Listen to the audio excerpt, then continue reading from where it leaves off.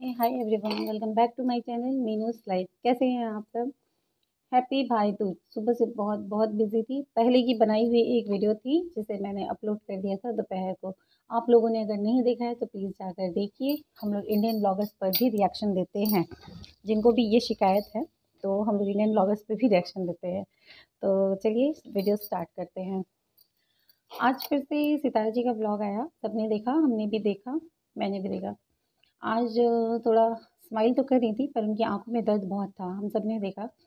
जैसा कि हम सब ने देखा था कि बर्थडे वाले दिन, बर्थडे से एक दिन पहले जब वो शॉपिंग कराने के लिए अपने हस्बैंड को बुलाती हैं, जब से शादी हुई है ये खुद बार बार अपने हस्बैंड को उनके बच्चों के प्रति जिम्मेदारियां याद दिलाती रहती हैं कि आज ये करना है, आज इसके लिए वो करना, आज उसके लिए। 3 बच्चे हैं भाई, जिसमें एक तो अभी 2 साल की हुई है 2 दिन पहले। इतने छोटे छोटे बच्चे हैं और इनके लिए बहुत सारी ज़रूरतें पड़ती रहती हैं। 3 बच्चों के लिए तो कुछ ना कुछ तो ज़रूरत पड़ती ही रहेगी। तो ये बुलाती रहती हैं अपने हस्बैंड को। तो वो आएंगे ही, आएंगे नहीं तो जाएंगे कहाँ भाई? बच्चे उनके भी तो हैं, अकेली इनके तो नहीं है नहीं। तो ये बुलाती हैं। बर्थडे वाले दिन, बर्थडे से एक दिन पहले भी इन्होंने बुलाया शॉपिंग के लिए। उस दिन जमकर ड्रामा हुआ है इनकी। सेकंड, उनकी जो हस्बैंड की सेकंड वाइफ है चौसर, और उनके जिठानी का, दोनों ने मिलकर गेम प्लान तैयार किया और गेम प्लान तैयार करके अच्छा खासा ड्रामा इन्होंने क्रिएट किया था। ठीक है। उसके बाद फिर भी किसी तरह से तो शॉपिंग वगैरह हो गई। मैडम को जब बोला गया था कि डॉक्टर के पास चलो तो वो डॉक्टर के पास भी नहीं गई। उन्होंने साफ बोल दिया था कि नहीं जाऊँगी, अभी मुझे ठीक लग रहा है। लेकिन उससे पहले तो मैडम बेहोश हो गई थी, इतनी बेहोश हो गई थी कि उन्हें उठा कर ऊपर बेड पर रखना पड़ा था। तो फिर ऐसा हुआ। अब वो ड्रामा ख़त्म हुआ, किसी तरह से बर्थडे की शॉपिंग हुई। शॉपिंग आकर उदास मन से इन्होंने दिखाया कि मैंने ये लिया है। बहुत ज़्यादा कुछ तो इन्होंने नहीं दिखाया, बट दिखाया इन्होंने लिया है। साइकिल वगैरह तो इन्होंने नहीं ही दिखाया था। फिर आया बर्थडे वाला दिन। बर्थडे वाले दिन सुबह से तैयारियां चल रही हैं। ठीक है। इनके बच्चे बलून वगैरह फुला रहे हैं, भाई आ गए हैं, डेकोरेशन कर रहे हैं, सब कुछ कर रहे हैं। इन्हें अब अपने बच्चों की खुशी में ही अपनी खुशी दिख रही है। और मैच्योरिटी इनकी देखिए कि इन्होंने अपने हस्बैंड और या उसकी वाइफ, जो न्यू वाली वाइफ है सेकेंड वाली, उसका नाम तक इन्होंने नहीं लिया उस दिन। क्योंकि इन्हें उस दिन अपने बच्चों की सिर्फ खुशी चाहिए थी। तो बच्चों की खुशी के लिए इन्होंने नाम भी नहीं लिया और कुछ भी नहीं, चुपचाप ही है।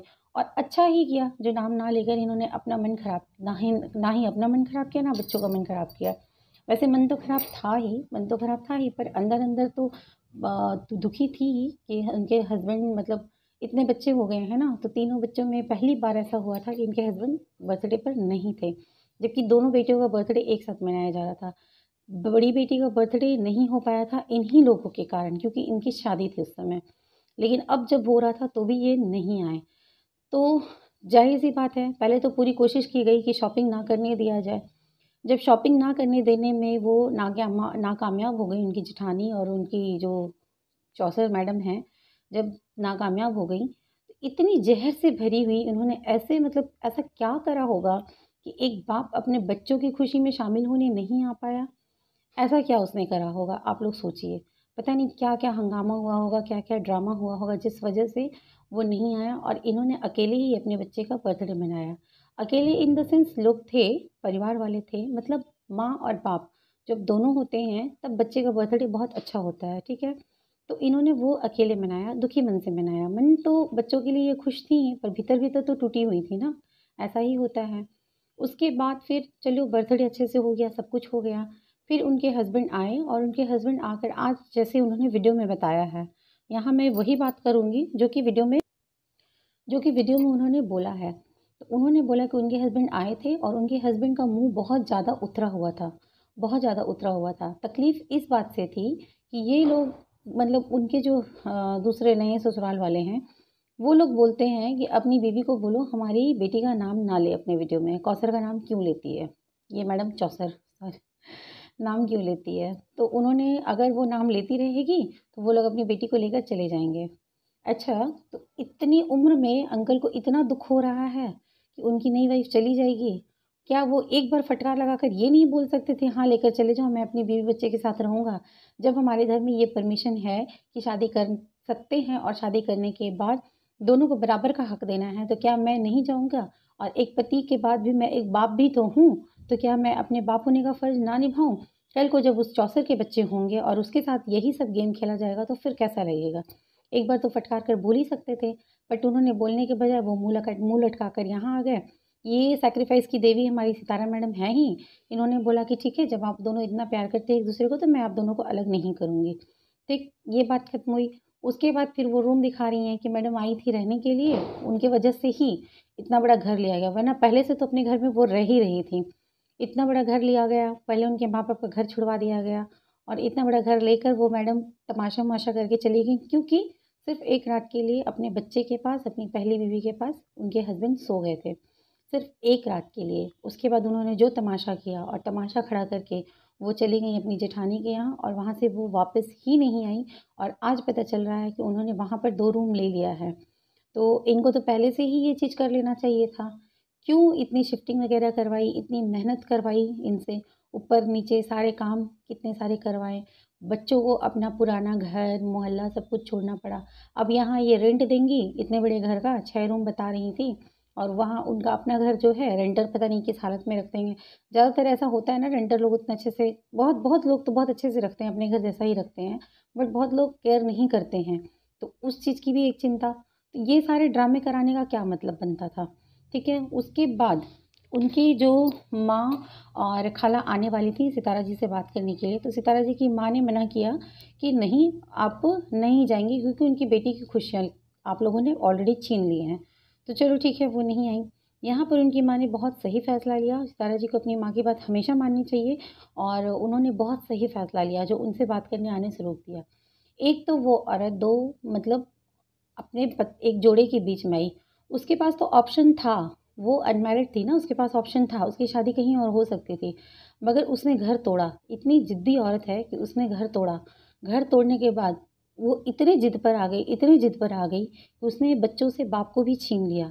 इसकी मतलब हिम्मत देखिए, ये शुरुआत है। लोग बोलते हैं नई नवेली दुल्हन है, नई नवेली दुल्हन है, फलाना-ढिमकाना बहुत सारी बातें बोलते हैं। पर नई नवेली दुल्हन इतनी चालें खेलती हैं क्या? नई नवेली दुल्हन इतनी चालें खेलती हैं, बीमार हो गई, ये हो गया, वो हो गया, स्कार्फ़ दिया उसने लिया नहीं। अब जब सितारा जी ऐसा हो चुका है, तो आपको खुद के लिए स्टैंड लेना चाहिए। इसलिए लेना चाहिए कि आपने ठीक आपने फ़ैसला तो ले लिया कि ठीक है आप जाओ रहो, लेकिन अब आपको ये करना चाहिए कि आपको पैसे देने भी बंद कर देने चाहिए। आप पैसे नहीं देंगी, आपको ये कदम उठाना चाहिए कि आपके हस्बैंड ने शादी की ना, उन्होंने पल्ला झाड़ा ना आपसे, आपके बच्चों से, तो आप भी पल्ला झाड़ लीजिए। आप बिल्कुल पैसे देना बंद कर दीजिए और जो भी पैसे हैं आप अपने बच्चों के लिए सेव करिए।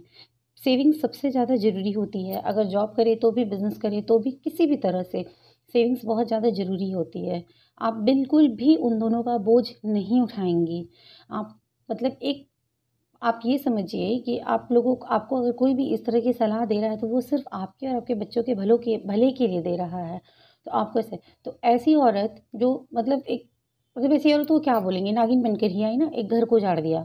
एक बसे-बसाए घर को उसने उजाड़ दिया। तो जब इस इतना करके भी उसे शांति नहीं मिली है, उसके बावजूद उसने अलग घर ले लिया। ये भी धमकी दिलवा रही है कि लेकर चले जाएँगे। तो ये सब क्या है तमाशा? ये सब तमाशा क्या है? ये सब तमाशा करके वो हस्बैंड को तो पालेगी, मगर लोगों की नफ़रत, क्या उसका खुद का घर कभी बस पाएगा? जितनी बददुआएँ उसे मिल रही हैं, जितनी लोग बददुआ दे रहे हैं कि उसे मिलेगा, मिलेगा। इतने लोगों की बददुआ और हाय लेकर क्या वो कभी खुश रह पाएगी? वो कभी खुश नहीं रह पाएगी। ऐसे लोगों का घर कभी नहीं बसता है और कभी बसेगा भी नहीं, जिसने एक हँसते-खेलते घर को उजाड़ा है। तो चलिए मिलते हैं नेक्स्ट वीडियो में। चैनल को सब्सक्राइब नहीं किया तो प्लीज़ सब्सक्राइब कर लीजिए, वीडियो को लाइक कीजिए और जिन लोगों ने सब्सक्राइब किया है सबको thank you so much and ऐसे मेरे वीडियो को एंजॉय करते रहिएगा और मुझे बताइएगा किस किस पर आप लोगों को और देखना है रिएक्शन। मुझे नाम सजेस्ट करिएगा, मैं आगे भी उन पर वीडियो बनाने की कोशिश करूँगी और देखूँगी मैं और क्या कर सकती हूँ, किस तरह से रिएक्शन दे सकती हूँ। तो प्लीज़ मेरे चैनल को ज़रूर सब्सक्राइब कीजिए और सपोर्ट करिए मुझे। तो चलिए मिलते हैं नेक्स्ट वीडियो में, टिल देन बाय।